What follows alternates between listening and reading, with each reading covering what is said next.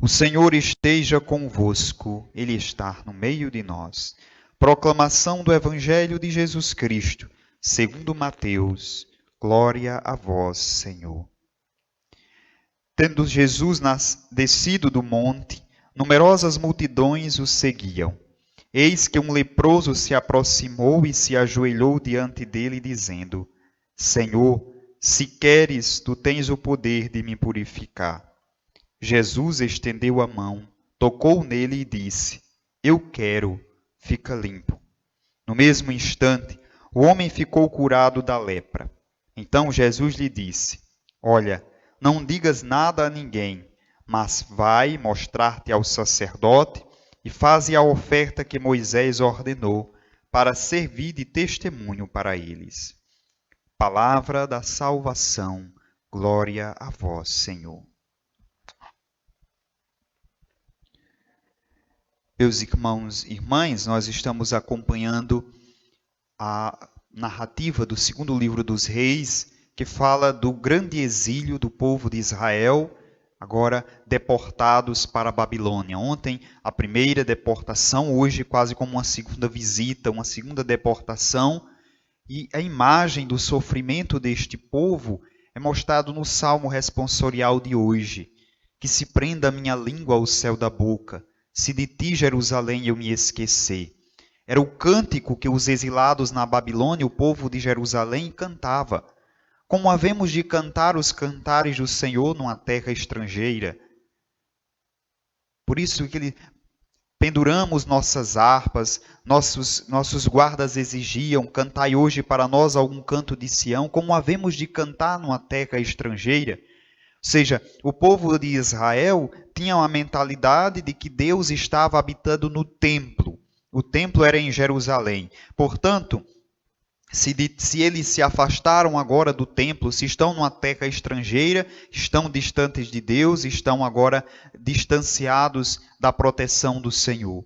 Claro que depois as profecias vão mostrar a universalidade de Deus, que Deus age, sobretudo nas margens do rio Cobá, quando Deus vai agir, vai falar aos profetas lá na mesma Babilônia, distante de Jerusalém, a imagem de que Deus não estava preso, a graça de Deus não estava presa ao templo.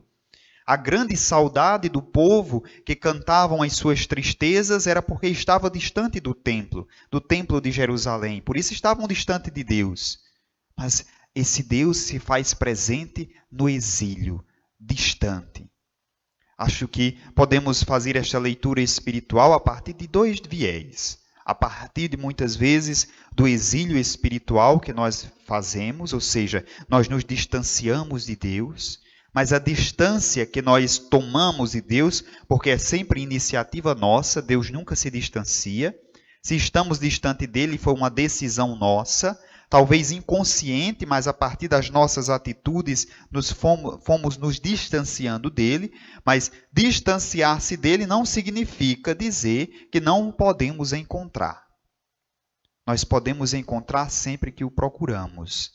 Sempre que nos deixamos encontrar ou que nós o procuramos. O segundo exílio podemos entender como esse período da pandemia.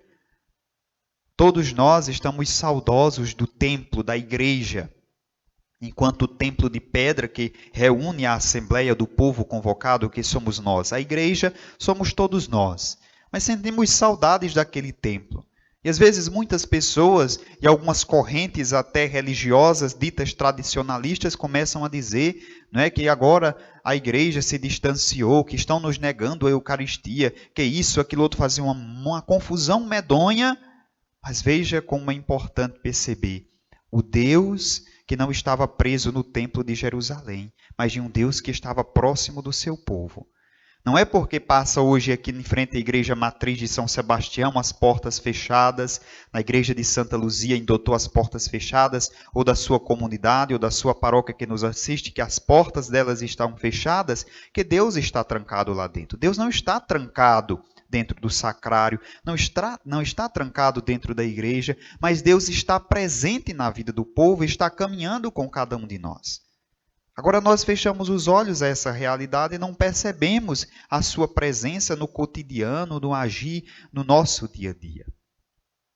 Acho que precisaríamos ter essa humildade de coração, essa abertura e docilidade de espírito, de perceber Ele no dia a dia, nas atitudes e, sobretudo, naquelas ações que nós não damos a mínima importância, e é ali que Ele está se manifestando. Nós seremos cristãos autênticos quando formos capazes de perceber a presença de Jesus nas realidades odiernas, ou seja, nas realidades do cotidiano. Daquilo que aparentemente tem nada a ver com Deus, Ele está se manifestando ali. O problema é que nós estamos esperando ver Deus em uma realidade extraordinária, enquanto Ele se manifesta nas realidades ordinárias do dia a dia. Acho que a atitude do leproso que nós escutamos hoje é uma atitude de humildade que deveríamos imitar. Se queres, Senhor, tens o poder de me curar. Ele não exigiu de Jesus a cura. Coisa que muitas vezes nós fazemos. A nossa oração, quando nós vamos pedir as coisas a Deus, é sempre quase uma oração de exigência. E quando não é de exigência, é de troca. Senhor, se fizer isso, eu dou isso em troca. Como se Deus fosse um mercador, se a graça de Deus fosse comprada. Esse leproso, ele entendeu bem. Se queres, Senhor, tu podes me curar. E a resposta de Jesus ela é clara. Eu quero, fica curado. Por isso a nossa relação com Jesus deve ser essa, de humildade. Se queres, Senhor, pode fazer. O leproso está implícito aqui, não estava pressuposto nele dizer, me cure, porque se não me curar eu vou ficar revoltado. Não. Ele se aproxima e diz, se queres, pode me curar. Se não quer, também. Quantas vezes nos revoltamos contra Deus por causa de uma realidade que muitas vezes fomos nós que causamos? Tem a maioria das realidades de sofrimento que se impõe à nossa vida não é fruto do acaso, nada é fruto do acaso. Fomos nós que fomos criando, às vezes sem perceber, e as situações vão se formando ao nosso redor. A nossa relação para com Deus é, se queres, Senhor, livra-nos. Mas se não nos livra-nos, aprendamos a conviver com a vida, às vezes com aquela doença, às vezes aquela enfermidade, aquele problema, aquela situação, e aprender a tirar, como eu costumo dizer, aprender a tirar da desgraça a graça. Mas a nossa relação para com Deus deve ser sempre, se queres, Senhor, livra-nos, se queres, Senhor, cura-nos. E quando isso de fato for de coração, seremos atendidos naquilo que realmente necessitamos e não no que queremos. Louvado seja nosso Senhor Jesus Cristo, para sempre seja louvado.